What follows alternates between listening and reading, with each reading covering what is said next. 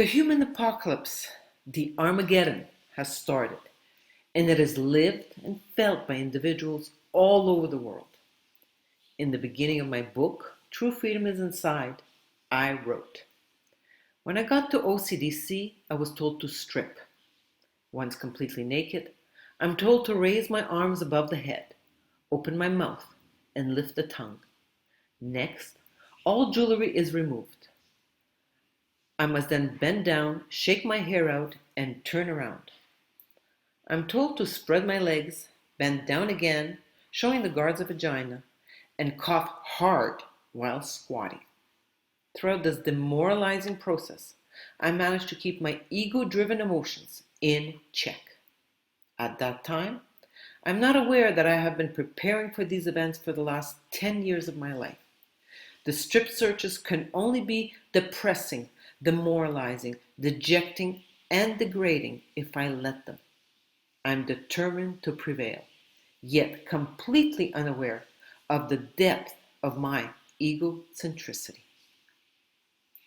Hola, from Cascada Café Retiro in Popayan, Colombia. With the present great world confusion, I wish to do my part to accelerate the evolution of human consciousness. Please help by subscribing and sharing these videos. Thank you. Hola. Today I realized that at that moment, I lived my unveiling. Apocalypse means to unveil or to reveal. The apocalypse is literally a revelation. In the book of Revelation, in the Bible predicts an unveiling of great truth and unimaginable wisdom. The apocalypse is not the end of the world. The removal of my clothing represents the removal of the layers of my many egos, my many ego personalities. Once all the layers of the ego personalities have been removed, what's left? The real me, my soul, the I am. In that first of many strip searches that I experienced after that, I was in awareness of who I am. I realized that the I am can never be taken away from me. In that moment, I was introduced to my true self, to my soul, to the true me. Because I am blessed with this understanding now, I was able to effectively evolve in consciousness throughout the jail experience. I see the signs of change, and I'm grateful for these visible signs of change. It is not everyone who will be ready to awaken. However, many are. With every additional person who awakens, the collective consciousness will rise, and it becomes easier for others to awaken.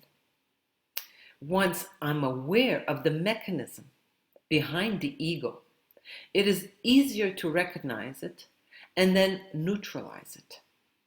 Ego is typically very strong, an adept liar and manipulator. It finds ways to trick me,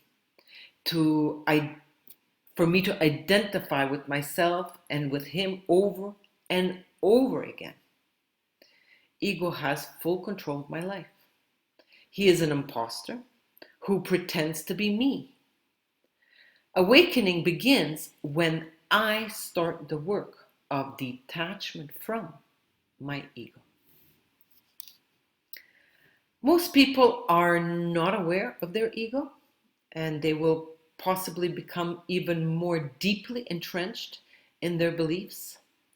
Having said that, we have witnessed the collapse of one of the most rigid structures, the Soviet communism.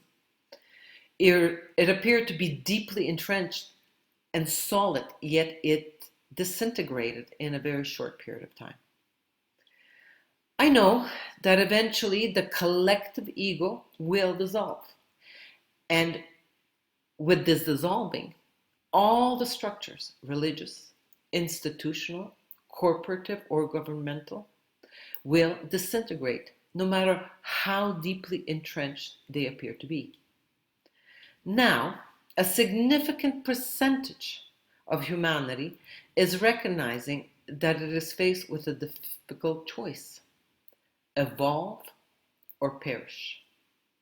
We are in the midst of great upheavals that are pushing us towards the transformation. I will be talking about this transformation a lot more in my future videos. Those who have taken this conscious individual decision, the decision is in the middle, and will act in consciousness in their everyday life, they will transform. A percentage of humanity presently, multiplying quite quickly, physically feels the old mental ego dissolving. This creates the needed space for consciousness to integrate itself into the three parts of my body: the mental first, the vital, the emotional, and the physical. When we examine current world events in this light, the apocalypse becomes a necessary evil that serves to encourage those who are still too attached to the human way of life to trust the internal divine presence. Suffering and illness are evolutionary springboards. When severe changes take place in the external environment, the plant, the animal, and the human being go into a state of shock, a limit situation. I must react at that point of no return and find the courage to choose life instead of survival and death. The apocalypse is here. I am grateful for all this chaos. The present world situation is a tremendous gift because it pushes humanity in this new direction. There's no way back, whether we want to or not, whether we are aware of it or not. We are all going down a powerful current of change, bringing us to the destination of transformation. Up until now, I have always lived lives full of suffering. The time has come for me to understand the recipe for human suffering. The recipe is wanting what I don't have and not wanting what I have. I suffer because I always have expectations. I refuse to accept the situation that my soul has created, and I behave as an irresponsible victim. The more I resist my own creation, the more I suffer. Finally, I know that suffering is a necessary evil.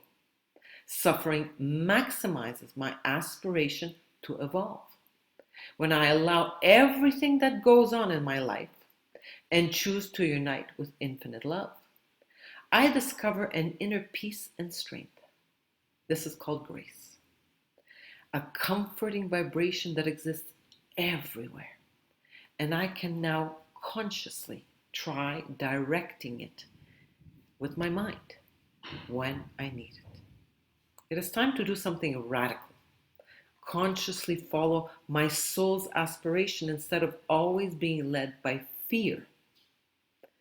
The solution has always been inside of me, but I refuse to look there. Giving free rein to my soul is the biggest adventure of all times. It is a new path opening up for the first time in the middle of a mysterious jungle. This is the supreme adventure. Infinite love.